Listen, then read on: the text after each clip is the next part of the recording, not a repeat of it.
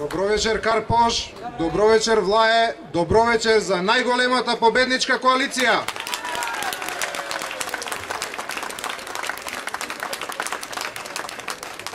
Почитувани, вие добро знаете дека на 5 јуни се предвремените парламентарни избори.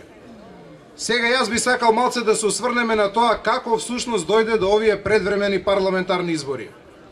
Пред нецела година дена СДСМ реши да се реформира. И во стилот на нивната реформаторска логика се реформира на тој начин што си го избра стариот председател за нов председател. На тој начин се реформира СДСМ и така планира и понатака да се реформира. Меѓутоа, опасноста не е во тоа што тие направија некаков обид да се реформираат. Опасноста е во тоа што непосредно после тоа видовме дека ни се случи штрајкови на стечајци.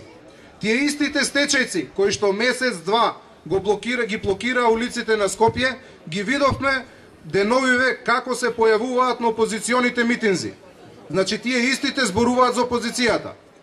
После тоа се обидоа да направат обид да ја дестабилизираат Македонија, односно да представат дека нешто во Република Македонија не чини преку лозарите. Меѓутоа, владата на Република Македонија успеа тоа да го изменаџира и видовме дека со тој штрајк заврши, односно лозарите задоволни искочија, целото грозје се откупи и субвенциите за откупеното грозје се исплатија. Понатака следуваат тутунарите. Истата приказка. Повторно СДСМ се обиде да ги искористи тутунарите за своји лични интереси. Меѓутоа ние видовме од медиумите. Тутунот е откупен и владата на Република Македонија исплати 26,5 милиони евра спрема тутунарите.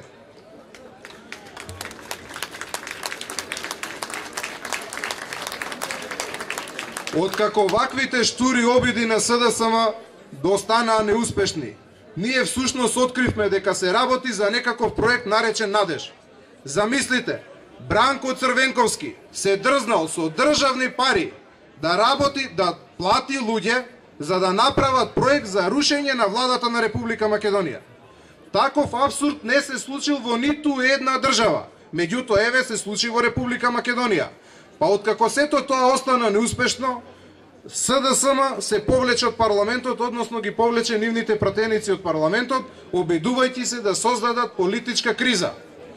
Како сериозна партија, ВМРО-ДПМН заедно со коалиционите партнери и го прифати предизвикот и кажа: штом сакате предвремени парламентарни избори, еве ви ги. Ние сме спремни да излеземе на предвремени парламентарни избори и да ви докажеме дека граѓаните на Република Македонија се со нас.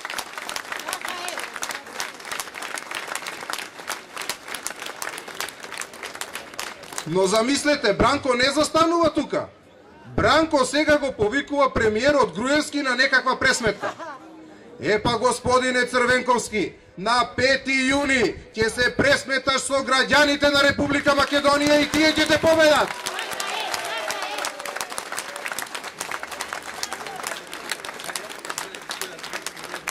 Заради политиката која што ја водеше оваа коалиција, победивме во 2005 година, победивме во 2006 година, победивме во 2008 година, победивме во 2009 година. Значи 4 пати поред победуваме. И затоа на 5 јуни сите заедно ќе го заокружиме бројот 5 и по 5 пат ќе победиме.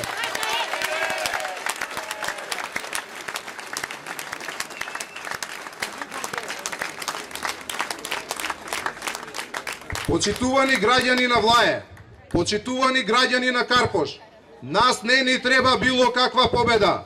Нас ни треба голема победа.